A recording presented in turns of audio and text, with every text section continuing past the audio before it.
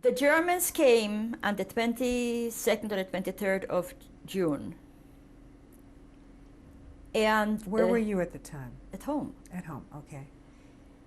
And as soon as they came in, they started to issue all kinds of edicts about the Jews. Like what? Jews are not curfews, and they're not supposed to walk on the sidewalks, and giving up property, all those things. Then, a month later, they arrested my father and took him to prison, and he was in prison for several weeks, and they claimed he was a communist. And they took him to Ponary and shot him.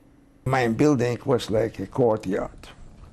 Every time the harpooners or the catchers or the activists used to come in the courtyard to catch people who work, I could see it.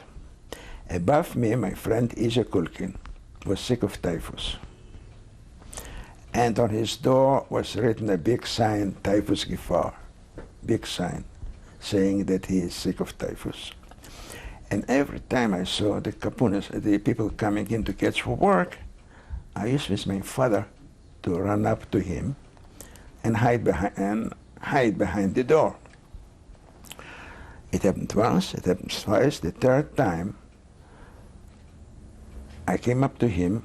They came to take people to work. I came up to him. I hid between the back of the door. He was living alone with his mother. His father passed away. And sure enough, they broke the door. They went in. He was laying in bed. I, with my father, was staying in back of the door. And they asked the mother if no other man is here, and she said no. And they left. It was a split of a second. My whole life was a split of a second. As a matter of fact, they caught a few people, and then 3 or 4 from our building.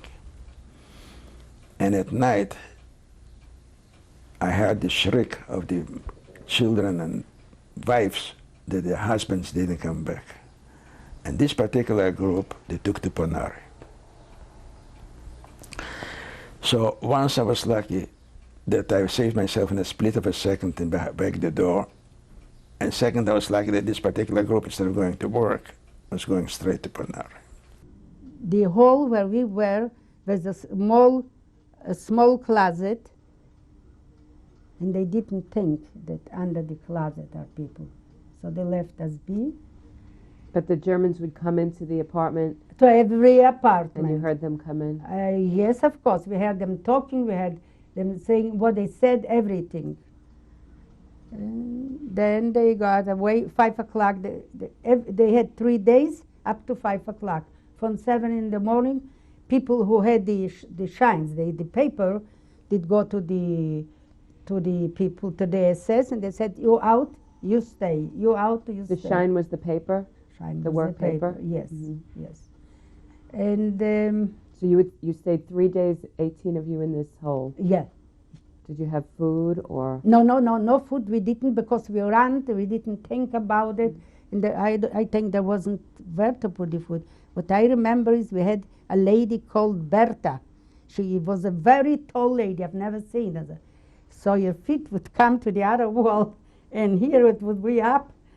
And the sick man would say, do something to your feet, because I can't stand, I have to sleep. She said, what should I do, eat half of them?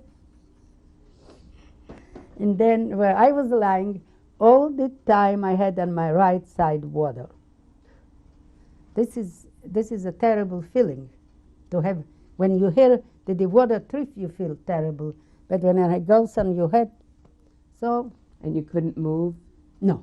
If we had to move everybody, because one couldn't, there wasn't enough place. They took me in this hiding place, and I was waiting for my mother and father, and sister. They was waiting for their family to come up. My mother start maybe to look, maybe another dress to take for me or for my sister or for my father, other pants. And it didn't take long.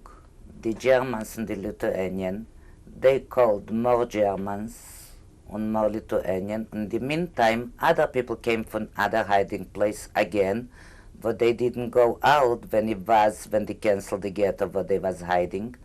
And they took again a lot of people, and I was lying over there with the two girls, and it was two people more, other people from another place.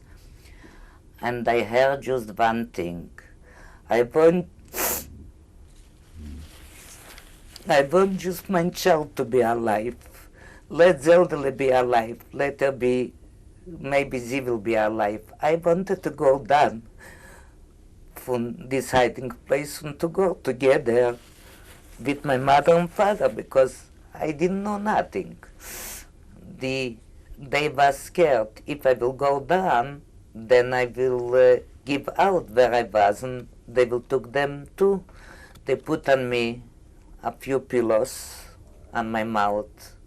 The girls and The girls, because they were scared for their life. of course. They put a few pillows not to hear me screaming. And later on, when it was quiet already, then they took away more people, my father, or mother, or my sister, and other people. They took them away, and I didn't know where to go.